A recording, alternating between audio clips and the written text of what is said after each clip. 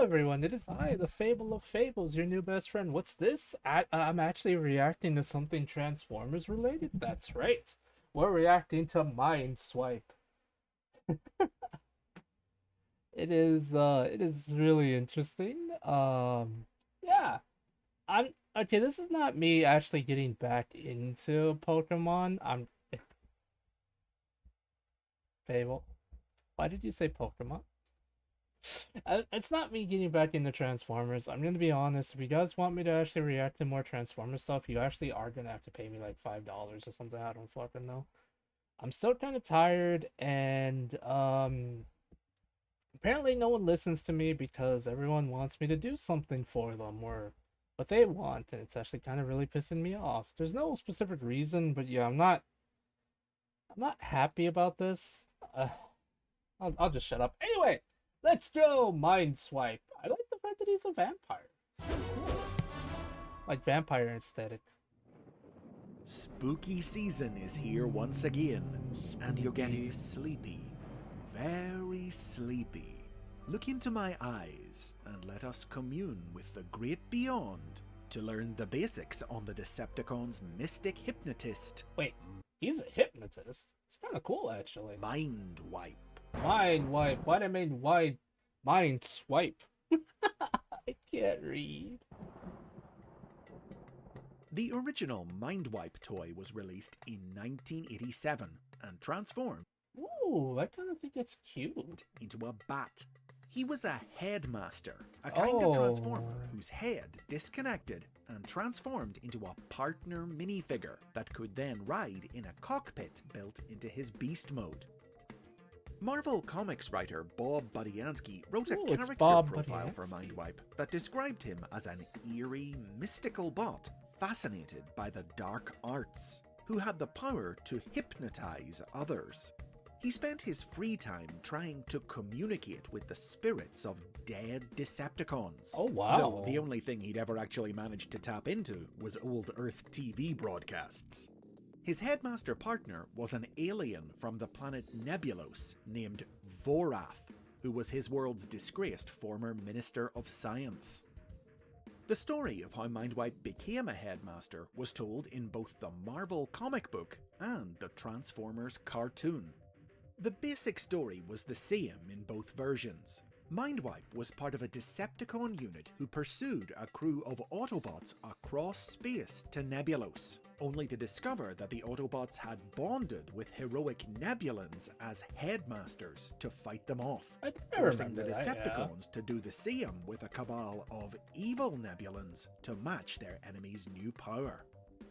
In the comic, the combination of Mindwipe's hypnotic powers and Vorath's scientific skills made them some of their leader Scorponok's most indispensable minions.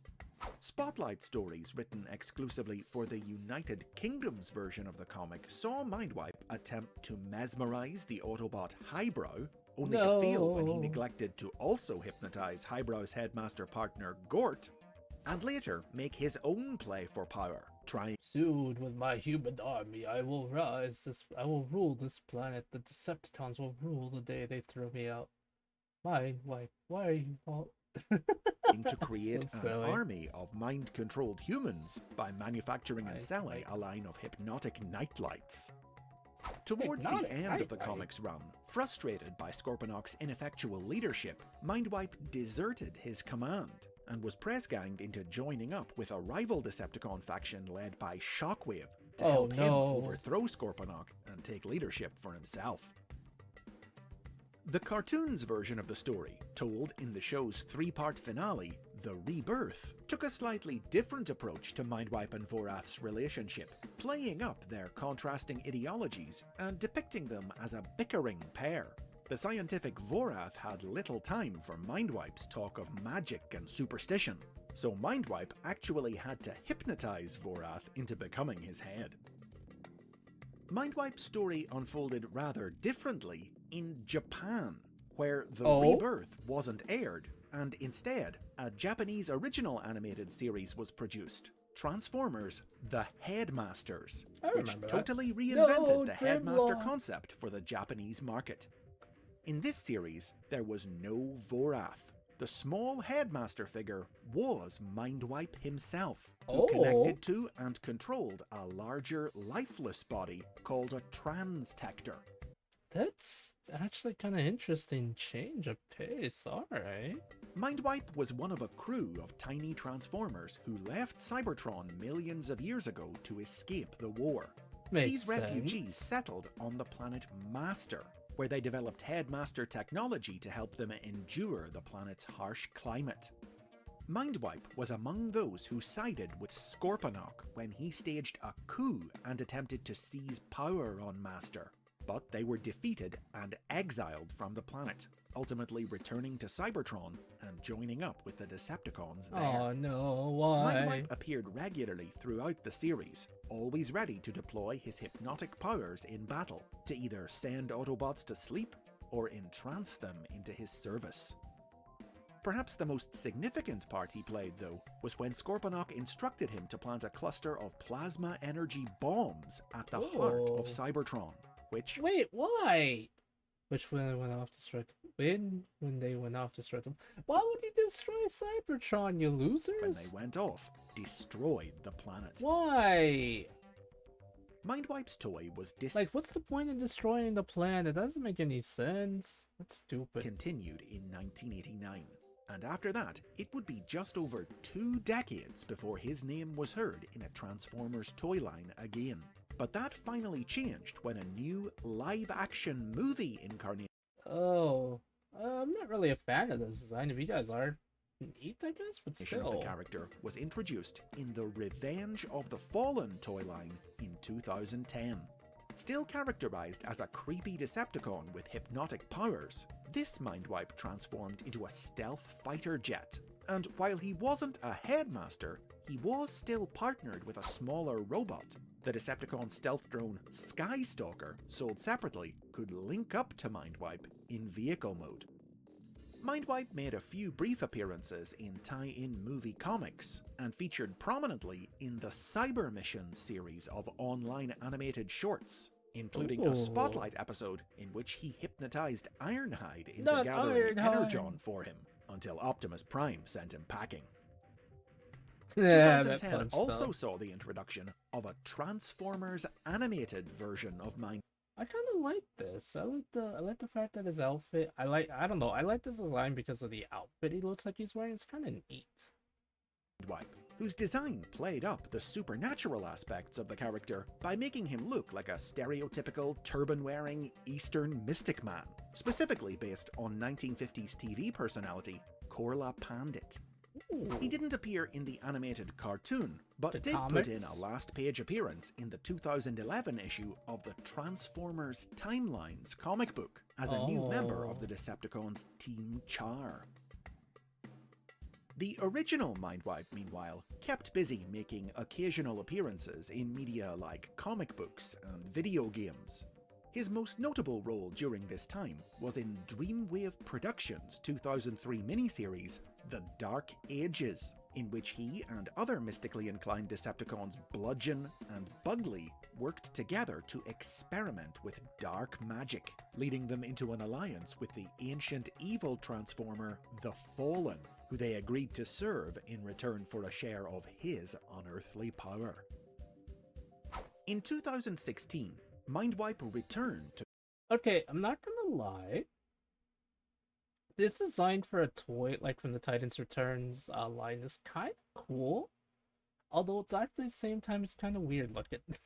Is that fair to say? toy store shelves in the Titans Return line, the first new figure of the classic character since the original, complete with Vorath. In Japan, this toy was released as part of the Transformers Legends line, which earned Mindwipe an appearance in the tie-in Legends manga, a goofy comedy story in which Mindwipe learned the dangers of messing with black magic after a mystical bargain for increased hypnotic power that he struck with the deceitful spirit being Devil Zed backfired. Devil Zed. Mindwipe's Titans Return toy was also the basis for his look in his most recent major appearance, in IDW Publishing's 2019 Transformers comic book. Set at the beginning of the war on Cybertron, this series saw Mindwipe putting both his hypnotic and scientific talents to use in service of the rising Decepticon movement, as he worked to give life to a gigantic Decepticon Titan for Megatron's war effort. Oh no. His crowning moment in the series was the key role he played in saving Cybertron from the body-hopping tyrant Exarchon, when he ended his threat by hypnotically convincing him to transfer his life force into a containment cage. Mindwipe might be a slightly batty Decepticon who's not quite the black magician he'd like to believe he is, but he's still not a bot you'd want to meet on a cold Cybertronian night. Honestly, I think he's kind of an interesting character given the fact that they tried to go more into like a mystic way, like mystic-ish version with this. I don't know. I think that's cool compared to a lot of the other ones I've seen, but he's unique in every sense of the word. I'll give him that. And if you want to know why, all you need to do is look in his eyes. And those are the basics on Mindwipe. If you've enjoyed this peek into the dark corners of the Transformers universe, check out my Halloween playlist for some of Cybertron's other. I actually already seen most of the other thingies, which I thought was kind of cool. But yeah, no, this one was really cool. I like Mindwipe. I like his design, and I like the fact that it's different compared to the other ones, because everything else is kind of rooted in science and kind of reality, but Mindwipe is more mystic. They tried to go like for a more mystic base, but you know, it's didn't really fully pan out, but nonetheless I like it. I think it's cool. But yes, guys, if you like this kind of content, do like, comment, and subscribe. I'm so serious. If for whatever freaking reason you want me to freaking react to more Transformers stuff, well, either pay me or wait till I'm ready, but chances are I'll be ready in the next like 20, 100 years or something. I don't freaking know. Anyway, love you guys. Bye. Make sure to check out Chris. Seriously, check out Chris McFeely. Jesus Christ, I'm so sad. I've been mispronouncing his name. Make sure to check him out. He's a very cool person. He matters a lot, and if it wasn't for him, we wouldn't be able to learn about this kind of stuff, honestly. So yeah, bye.